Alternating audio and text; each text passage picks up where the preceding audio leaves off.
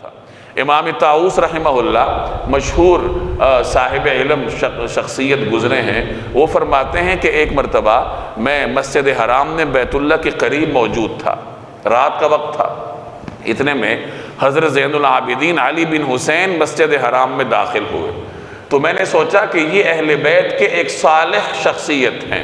برگزیدہ شخصیت ہیں، تو میں آج دیکھتا ہوں کہ ان کی عبادت کی کیفیت کیا ہے یا یہ دعا کس طرح کرتے ہیں۔ چنانچہ جب حضرت علی بن حسین سجدے میں گئے تو امام طاؤس کہتے ہیں کہ میں نے کان لگا کر سننا شروع کیا، تو وہ ان الفاظ کے ساتھ مناجات کر رہے تھے، دعا کر رہے تھے کہ الہی عبیدک بفنائک، سائلک بفنائک، فقیرک بفنائک، مسکینک بفنائک، کہ اے رب العالمین تیرا ایک معمولی بندہ تیری چوکھٹ پر ہے،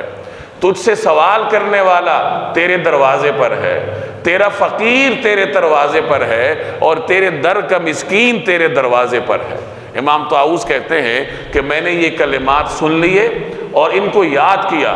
اور پھر جب بھی مجھے کوئی مشکل پیش آئی میں انہی کلمات کے ساتھ اللہ سے دعا کرتا تھا، اور ہمیشہ اللہ نے ان کلمات کی برکت سے میری مشکل کو حل کیا۔ تو یہ مبارک کلمات ہیں، سب کو یاد کرنے چاہیے۔ عبیدک بفنائک، کہ یا اللہ تیرا معمولی بندہ